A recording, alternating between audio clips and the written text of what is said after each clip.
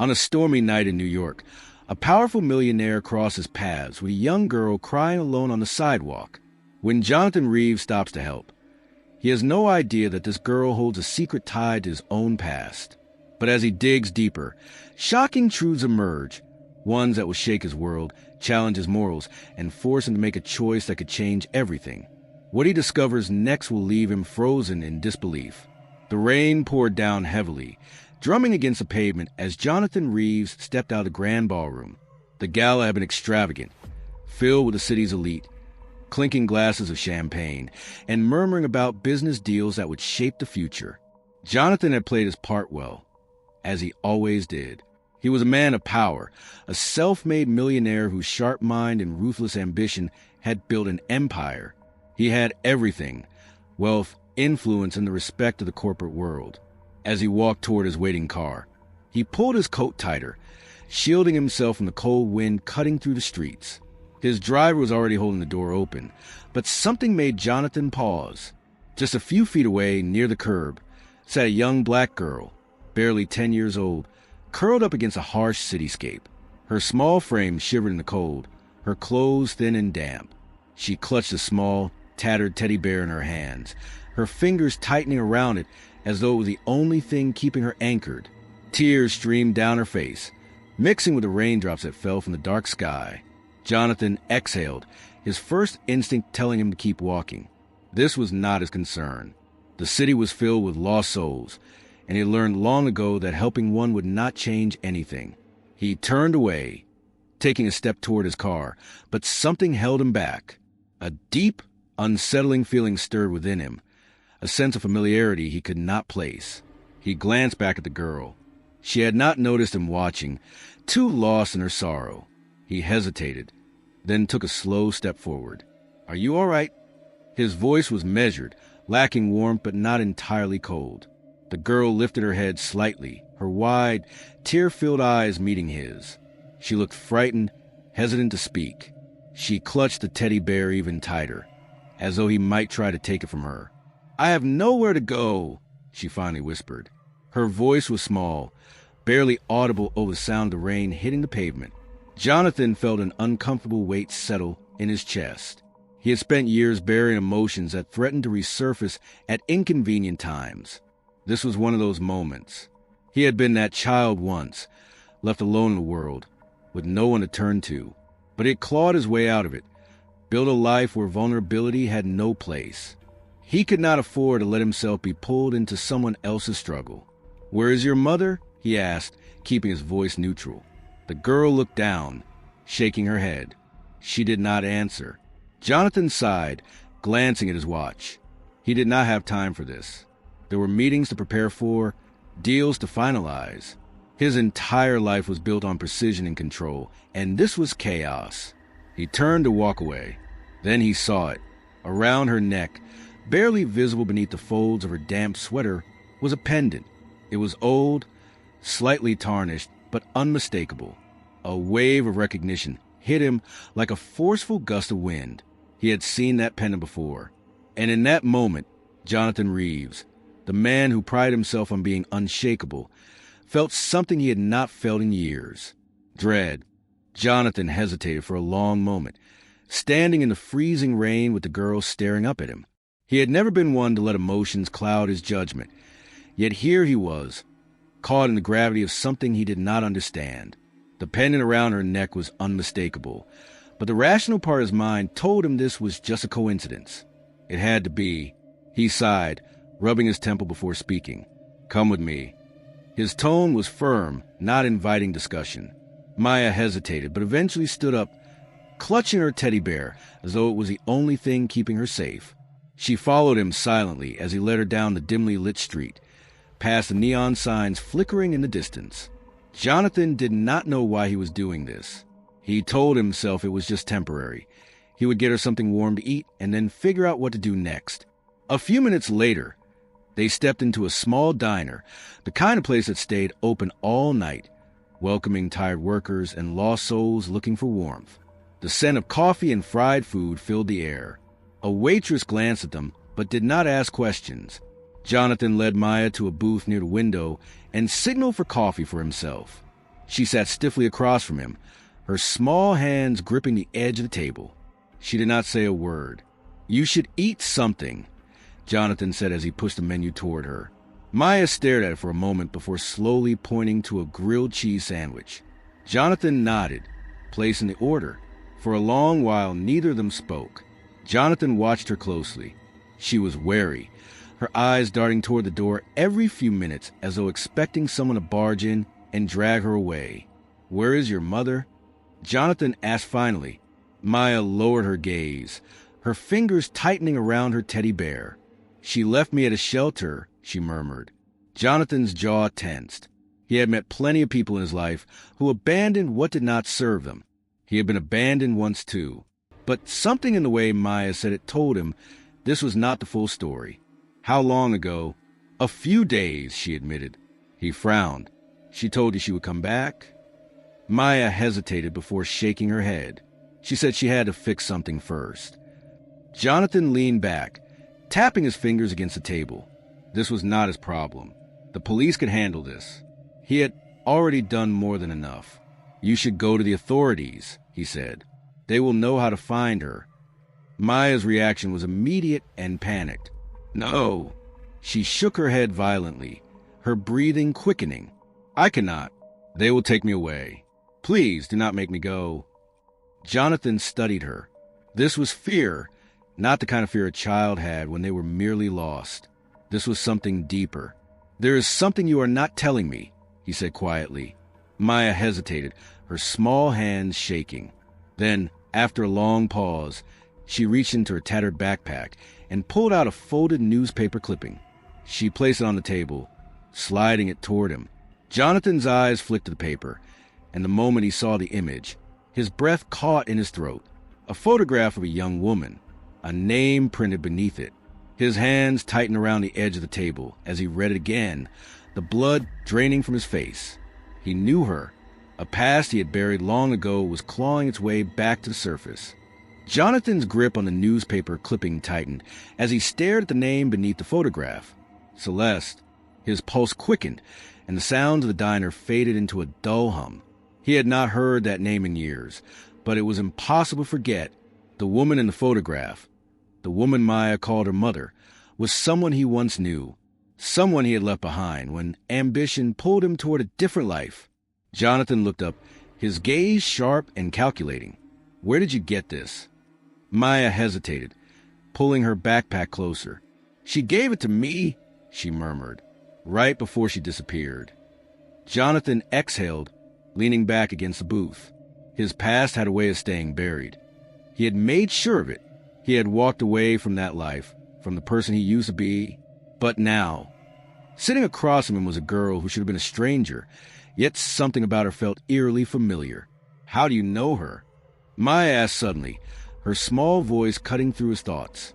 Jonathan hesitated for a fraction of a second. He could have lied. It would have been easier, but he had spent too many years lying to himself. "I knew her a long time ago," he admitted carefully. Maya studied him, suspicion flickering in her eyes. She was young, but she was not naive. "She told me she had to fix a mistake from long ago," Maya said. "She said she would come back, but she never did." Jonathan frowned. He knew Celeste. She was not the type to just disappear. If she left Maya behind, there had to be a reason. His mind raced, unraveling pieces of the past he had forced himself to forget. The last time he had seen Celeste, he had been a different man, driven, ruthless, willing to sacrifice anything to build his empire. They had been young, reckless, and in love before reality tore them apart. When he chose ambition over emotion, Celeste had been the casualty. Now, a question gnawed at him. Could Maya be his daughter? The thought sent a chill through him. It was absurd, impossible. Yet, as he looked at her, really looked at her, he saw something unsettling. There was something in her eyes, the way she studied him, the way she carried herself. A faint resemblance, subtle but undeniable. His throat tightened. He needed answers. Just as he was about to speak, a sudden shift in Maya's expression stopped him cold. Her eyes widened in terror. Her small body tensed, her hands trembling as she gripped the edge of the table. Then she screamed. Jonathan whipped his head around just in time to see a shadowy figure standing outside the diner window, watching them. The figure did not move, but the weight of its stare sent a chill down Jonathan's spine. Maya's breathing was erratic, pure panic radiating from her. "It is him," she whispered, her voice barely audible. Jonathan's instincts kicked in. Whoever this was, it was not a coincidence. And suddenly he knew this was only the beginning. The shadowy figure outside the diner window was gone in an instant, vanishing into the rain-soaked night, as if it had never been there. But the feeling it left behind lingered like a cold breath against Jonathan's skin. He had built his entire life on control, on calculated risks and precise decisions. Yet, in this moment, nothing felt within his grasp. Maya clutched his sleeve, her tiny fingers digging into the fabric of his coat. "Please," she whispered, barely audible over the hum of the diner. "Do not leave me alone." Jonathan exhaled, glancing down at her. He had never been the type to let emotions dictate his actions, but something about the raw fear in her voice struck him in a way he could not ignore. He was not a man who believed in fate, but the events of this night felt like more than just coincidence. "Come on," he muttered. Standing up, "We will figure this out." Maya followed without hesitation, sticking close to his side as they stepped back into the rain. His driver had been waiting at the curb, but Jonathan did not feel safe taking her back to his penthouse. Not yet. Instead, he directed the car to a discreet hotel on the other side of the city, far from the lights of Manhattan, where they could lie low until he could make sense of what was happening. As they drove through the streets, Jonathan's phone buzzed insistently. His assistant, he knew what it was about. Deals. Investors. A board meeting that could not afford delays. For the first time in years, he ignored the call. The silence between them stretched as the car rolled to a stop outside the hotel. Jonathan checked him in under an alias, leading Maya through quiet lobby and up to their room. It was nothing extravagant, just a standard suite, but for a girl who had been sleeping on the streets, it might as well have been a palace. Maya hesitated at the doorway before stepping inside. She glanced around as if expecting someone to tell her she did not belong. Jonathan shrugged off his coat, tossing it onto a chair before looking at her. "You should rest," he said. Maya sat on the edge of the bed, her small hands gripping the comforter. "I do not sleep much," she admitted. Jonathan watched her for a moment before sitting in the chair across from her. "Why is that?" She hesitated. Then, for the first time since he met her, she started talking. About nights spent in shelters, where she never felt safe. About people who made promises they never kept. About moving from one unstable home to another, always wondering if she would wake up to find everything she knew gone. "I do not remember the last time I felt safe," she said quietly. Mama tried her best, but she was always running from something. Jonathan listened, the weight of her words pressing down on him. If Celeste had been running, what had she been running from? And why had she never reached out to him? Guilt twisted in his chest. Years ago, when he walked away, he believed Celeste had moved on, that she had found a different life, just as he had. But what if he had been wrong? Jonathan leaned forward, rubbing his temple. He needed answers, and there was only one way to get them. He pulled out his phone and dialed a number he had not used in years. The line rang twice before a gruff voice answered. "This is Logan." Jonathan took a breath. "I need you to find someone. Celeste Monroe." A pause, then a low hum of recognition. "That is a name I have not heard in a long time," Logan said. Jonathan's grip on the phone tightened. "I need to know where she is. What happened to her?" Another pause, longer this time. When Logan finally spoke, his voice was unreadable. "Mr. Reeves," he said, "you should be careful. There are things you do not want to uncover." Jonathan's jaw clenched. The unease that had been simmering all night now boiled over into something sharper. "What do you know?" he demanded. A long silence. Then, "I will be in touch." The call ended. Jonathan stared at his phone, his mind racing. He had asked for answers. Now, he had the sinking feeling that he might not like what he was about to find. Jonathan sat in the dimly lit hotel room, staring out at the rain-drenched cityscape. His mind drifted back to a time he had tried to bury, a time when he was not yet the ruthless businessman the world knew him as today. Celeste had been different from anyone else he had ever known. She had been fiery, ambitious, and unafraid to challenge him in ways no one else dared. Back when he was just another hungry entrepreneur clawing his way up, she had been the one person who saw the man behind the ambition.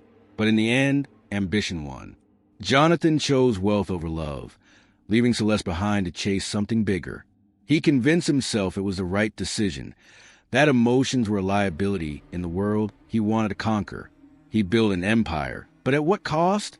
And now, years later, a little girl sat across from him. Celeste's daughter. Maybe his daughter. Maya shifted on the bed, hugging the same worn-out teddy bear she had carried since he met her. "Mama used to hum a song when I could not sleep," she said softly. Jonathan looked over at her. "What song?" Maya hesitated, then began humming a familiar tune. Jonathan's breath caught. He knew that song. It was the same melody Celeste used to hum on quiet nights when they lay together, dreaming of a future they never had. Maya's voice was small and fragile, but the tune carried weight, memories, regret, something that had never quite let go of him. His hands curled into fists. Celeste never forgot him. And now, it was becoming clear that she had tried to reach him. His phone buzzed on the table. "Logan." Jonathan answered immediately. "Tell me you have something." Logan's voice was low. "I dug around like you asked. You are not going to like this." Jonathan's stomach tightened. "Go on." There was a sighting of Celeste, not long before she disappeared. Logan hesitated. "She was seen at your corporate offices." Jonathan shot to his feet. "What?" "Your building, Reeves Enterprises. Security cameras caught her in the lobby. She never made it past the front desk, though." Jonathan's mind raced. Celeste had been looking for him. Why? And who stopped her? Before he could press Logan for more, another call flashed on his screen. Victor Langley. Jonathan clenched his jaw. Langley was not a friend. He was a vulture, an opportunist who had been circling Jonathan's empire for years, waiting for a moment of weakness. Ignoring the call, Jonathan turned back to Logan. "Find out what she wanted, and find out who made sure I never saw her." As he ended the call, he felt something he had not felt in years. A dangerous, simmering anger. Someone had kept Celeste from reaching him, and now she was missing. He was going to find out why. Jonathan's grip tightened around his phone as Logan's words echoed in his ears. Asterisk, Celeste's last phone call was from Victor Langley. Asterisk, it felt like the ground beneath him had cracked wide open.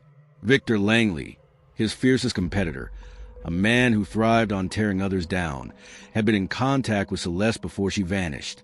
Jonathan turned toward the window, his reflection staring back at him in the glass. Rain blurred the city lights below, but his mind was sharper than ever. This was no coincidence. Celeste had come looking for him, only to disappear after speaking to the one man who would benefit most from his downfall. His pulse pounded. Langley had always been a snake, lurking in the shadows, waiting for Jonathan to slip. But this was not just corporate sabotage. This was personal. Jonathan turned back toward the room, his gaze settling on Maya. She had curled up in the armchair, hugging her knees, exhaustion finally catching up with her. The sight of her, so small, so vulnerable, only solidified the fire raging inside him. If Langley had something to do with Celeste's disappearance, Jonathan would tear his entire empire apart to find the truth. His phone buzzed again. Langley. Jonathan's hand hovered over the screen. He was tempted to answer, to confront him head-on. But not yet. First, he needed more.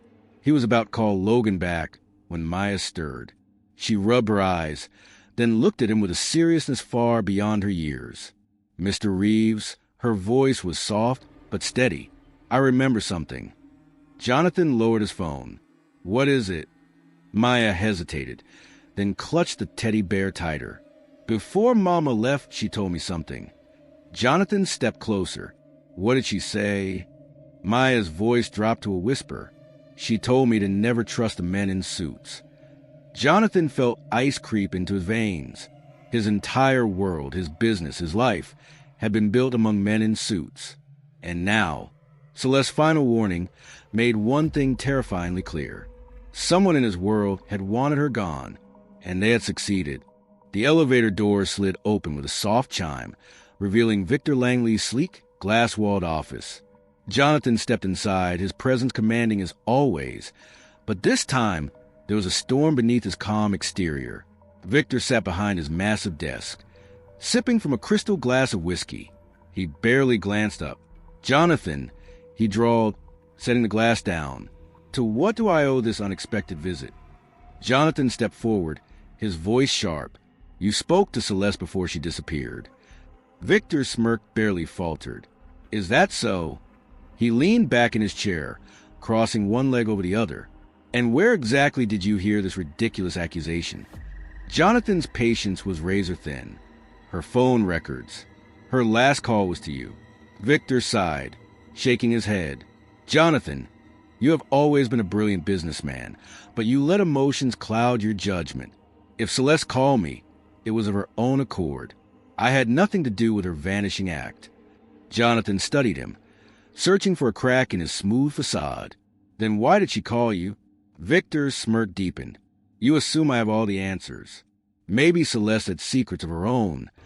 Jonathan clenched his fists. Every instinct told him Victor was lying, or at least hiding something. But he knew pushing him further would only make him retreat into legal walls and power plays. He would get his answers another way. Without another word, Jonathan turned and walked out. He had no time for Victor's games. Back in his car, Jonathan's phone rang. "Logan," he answered immediately. "Tell me you have something." Logan's voice was tense. Celeste's last known location. A warehouse on the outskirts of the city. Abandoned, but someone used it recently. "I am sending you the address now." Jonathan barely hesitated. "I am on my way."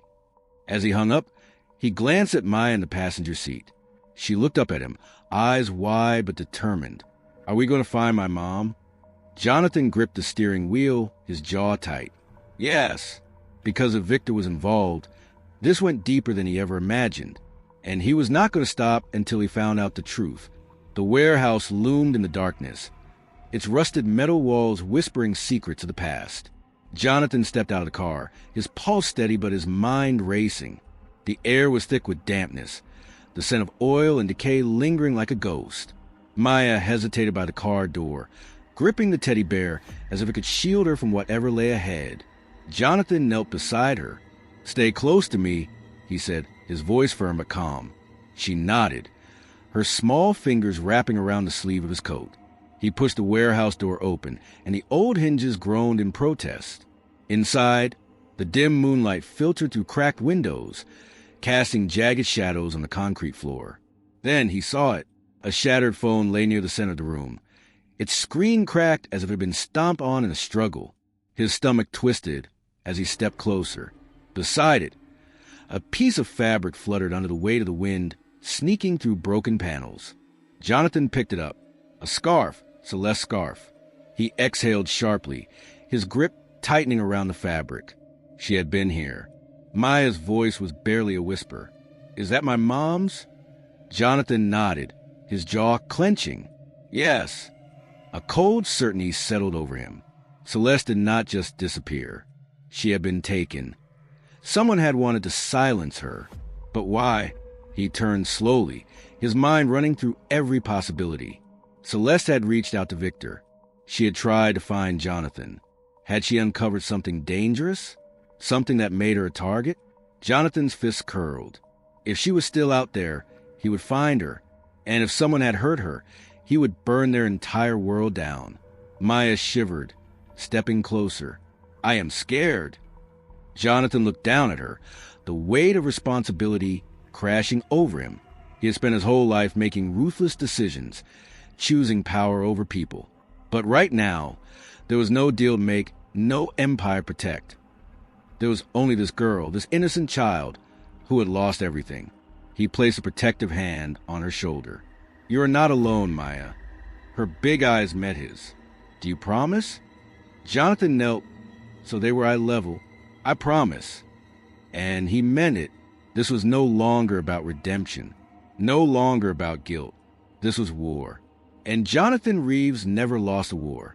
Jonathan sat in his office, the city skyline stretching out behind him like a kingdom he had spent years building. But for the first time, he felt none of the power it once gave him. His mind was locked on one thing. Victor, the man, was careful, calculated, always one step ahead. If Jonathan wanted to expose him, he had to force Victor into making a mistake. He leaned forward, tapping his fingers on the desk before finally picking up his phone.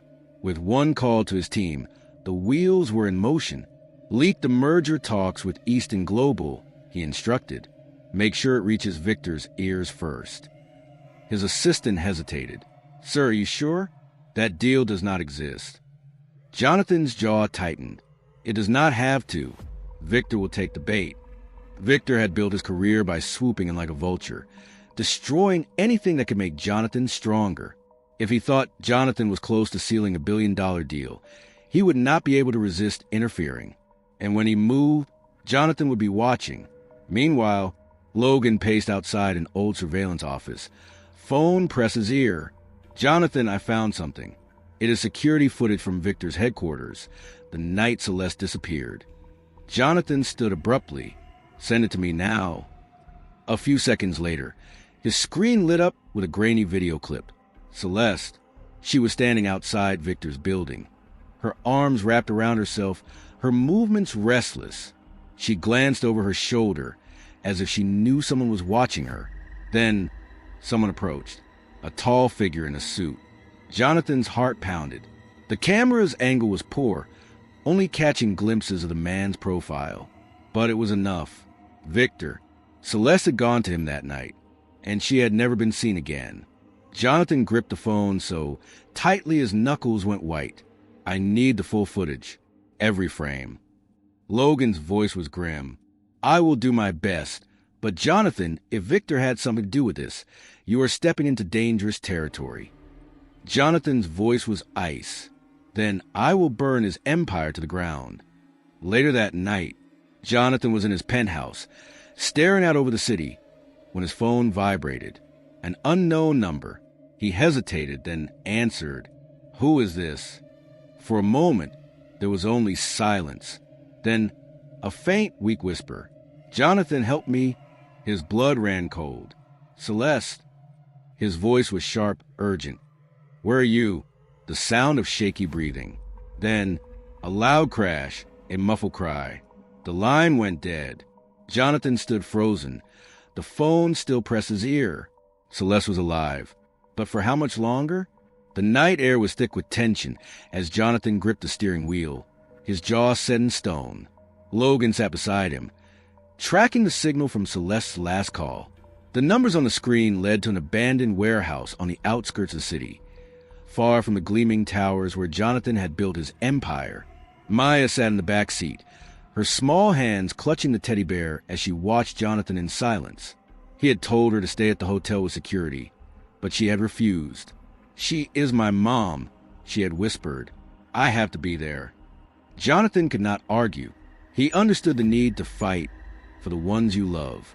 As they pulled up to the location, Logan checked his gun. There could be guards. Jonathan's voice was steel. Then we go through them. Inside the warehouse, the place was dark, lit only by a single flickering bulb in the far corner. The air smelled of rust and damp wood. And then, asterisk, asterisk, a faint sound. Asterisk, asterisk, a weak cough. Jonathan's heart pounded. He moved swiftly, stepping over broken crates and scattered debris until he saw her. Celeste. She was slumped against a metal post, her wrists loosely tied, her skin pale. But she was alive. Celeste, he breathed, his voice catching. Her eyelids fluttered open. When she saw him, relief flooded her tired features. Jonathan, Maya let out a small, broken cry and rushed forward, throwing her arms around her mother. Jonathan untied her restraints, his hands gentle. Who did this? Celeste's voice was weak but steady. Victor. He found out that I had proof of his fraud. He wanted me silenced. Jonathan's fists clenched. Celeste's hands trembled as she pulled something from her pocket. A flash drive. Everything is here. Offshore accounts, shell companies, political payoffs. She looked up at him. If this gets out, Victor loses everything. Jonathan took the drive and nodded grimly. Then let us finish this. The final confrontation. The next morning, the financial world erupted in chaos. Jonathan exposed Victor publicly, releasing the evidence to the press and federal investigators. Within hours, Victor Langley's empire crumbled. His name splashed across every news outlet, his assets frozen, his associates abandoning him like rats on a sinking ship. Jonathan watched the headlines from his office, his expression unreadable. Justice had been served, but it was not about revenge anymore. It was about something bigger. He turned to see Maya and Celeste standing in the doorway. For the first time in years, Jonathan felt something stronger than power. He fell home. Jonathan stood by the hospital window, staring at the city skyline. It was the same view he had admired for years, a symbol of everything he had built. Power, status, an untouchable empire. Yet, at this moment, it fell hollow. Behind him, Maya sat on a hospital bed beside her mother, clutching Celeste's hand tightly. The doctors had assured them that Celeste would recover, but the emotional wounds ran deeper than the physical ones. Jonathan turned to face them. For the first time, he saw what truly mattered. He had spent his life chasing wealth, thinking money was the ultimate proof of success. He had sacrificed love, friendship, and even his own conscience to stand at the top. But now, looking at Maya and Celeste, he understood the truth. Asterisk power meant nothing without the people who gave life meaning. Asterisk. A life-changing decision. Later that day, Jonathan arrived at his office, greeted by the usual routine of assistants, phone calls and urgent deals. But this time, something felt different. Victor was finished, but the world of business would always find another version of him, another man willing to sacrifice everything for greed. Jonathan would not be that man anymore. His assistant entered, a stack of documents in hand. Mr. Reeves, the board is expecting your decision on the new merger. Jonathan cut her off gently. Cancel it. She blinked in shock. Sir, Jonathan exhaled, his voice calm yet firm. I am stepping down. The words felt foreign on his tongue, but also, right, effective immediately. I will be transferring majority control to a foundation that will provide housing and education for underprivileged children. He paused, including those like Maya. His assistant stared at him. Are you sure? Jonathan glanced at the framed stock reports on his desk, the symbols of his past. Then he looked toward the door, where Maya and Celeste were waiting for him. For the first time in his life, he was absolutely sure. The sun was setting over the city as Jonathan, Maya, and Celeste stood together outside a quiet suburban home. Not a penthouse, not a luxury estate, just a home. It was modest compared to what Jonathan was used to, but for the first time, it felt like exactly where he belonged. Maya tugged at his sleeve. Are we really staying here? Jonathan crouched down to her level, a rare warmth in his eyes. Yes, we are home. For the first time since he met her on that stormy night, Maya smiled, a real, unguarded smile. Celeste, standing beside them, watched Jonathan carefully. There were still wounds between them, wounds that time would have to heal. But there was no more anger in her eyes, only quiet understanding. She reached out, resting a hand on his arm. You really did it. You walked away. Jonathan exhaled. He had walked away from a life that had once defined him, but in return, he had found something more valuable. Money does not make a man, he said, almost to himself. The people he chooses to fight for do. The closing shot. Later that night, Jonathan stood in front of a mirror. He studied his reflection, the sharp suit replaced by something more relaxed. The cold, untouchable businessman was gone. In his place stood a man who had been broken, humbled, and rebuilt by something greater than ambition. Behind him, he saw Celeste tucking Maya into bed, whispering softly to her. Maya's small hand reached out, catching Jonathan's in her grip. Good night, Dad, she murmured sleepily.